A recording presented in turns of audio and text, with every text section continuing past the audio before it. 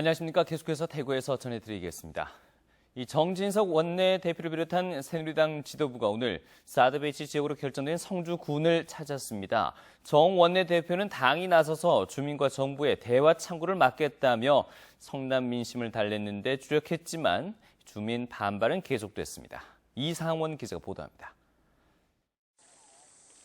정진석 원내대표와 김광림 정책위 의장 등 새누리당 지도부는 성주군 성산포대를 찾아 국방부의 사드 배치 관련 보고를 받은 뒤 성주군청에서 주민들과 간담회를 가졌습니다.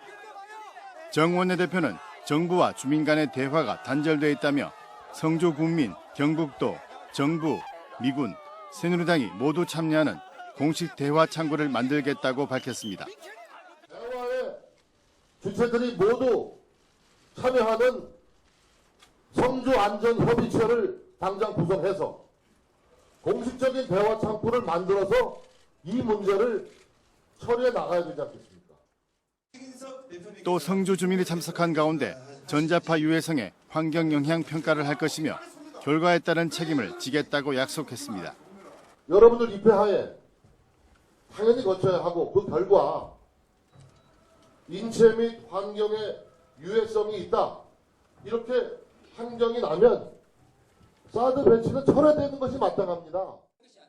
성주 사드 배치 철회 투쟁의 관계자들은 사드 배치의 절차 문제와 책임자 처벌, 관련 자료 공개 등을 새누리당과 정부에 요구했습니다. 성주가 분명히 전문가들이 참가해서 여기가 채석지라는 결과 보고서가 있다면 그걸 왜 공개하지 못하시는 겁니까? 공개해 주십시오. 이런 중대한 국가 대사를 졸속하게 처리한 국방부에 대해서 국회 청문회를 열 의향은 없으신지 묻고 싶습니다. 국민들은 또 새누리당 장례식 퍼포먼스로 항의 뜻을 전달하면서 새누리당에 대한 성주 지역 민심이 돌아서고 있음을 표현하기도 했습니다. 새누리당 지도부의 성주 방문을 지켜본 성주 국민들은 지난번 국무총리 방문 때와 마찬가지로 정부의 입장을 전달하고 대변하는 수준에 머물렀다며 실망감을 보였습니다. MBC 뉴스 이상원입니다. 대구시에 따르면 어제 배영철 국제협력관이 중국 칭다오시를 찾아 협의한 결과 칭다오시는 사절달이 불참하는 대신에 국제경제협력부 본부장 등 민간인 2명을 대구 치맥 페스티벌에 참가시키겠다고 밝혔습니다. 다음 달 7일부터 대구에서 열리는 대구 국제대학생 캠프에도 칭다오시 대학생들이 참여하고 칭다오 국제 맥주 축제 기간에 대구시 홍보부스 운영과 대구의 날 행사는 예정대로 진행될 것으로 보입니다. 대구시가 내일부터 닷새간 열리는 2016 대구 치맥 페스티벌의 현장 분위기를 공식 페이스북을 통해 전 세계에 생중계합니다. 치맥 페스티벌 라이브 방송은 대구시 공식 페이스북과 친구를 맺으면 실시간 방송 때마다 방송 알림이 전달돼 시청할 수 있습니다.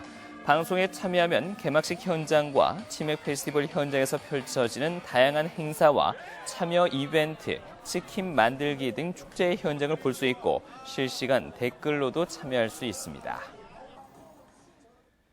대구시의회는 오늘 제243회 임시회 본회의를 열고 제7대 의회 예산결산특별위원회 위원 11명을 선임하고 이민환 의원을 위원장으로 선출했습니다. 예결특위는 세금을 내는 시민의 관점에서 예산을 심의해 시민들의 세부 부담을 줄이면서도 시민 행복을 위해 예산이 쓰일 수 있도록 최선을 다하겠다고 밝혔습니다. 네, 오늘도 대구와 경북 대부분 지역에 폭염특보가 발령된 가운데 낮 최고 기온이 구미가 34.4도, 울진 33.9도까지 오르는 등 일부 지역에서는 올 들어 최고 기온을 기록했으며 대구의 낮 기온도 34.3도까지 올랐습니다. 내일도 낮 기온이 대구 34도까지 오르는 등 무더운 가운데 오후에 소나기 오는 곳이 있겠습니다.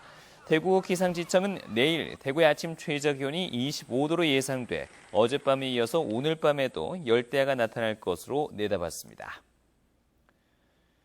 대구 달성경찰서는 2014년 7월부터 2년여 동안 코스피 200 주가지수 선물과 연동되는 사설 선물 거래 사이트를 만든 뒤 회원 2천여 명을 모아서 거래 수수료로 60억 원을 챙긴 혐의로 28살 유모 씨를 구속하고 이를 도운 5명을 불구속 입건했습니다.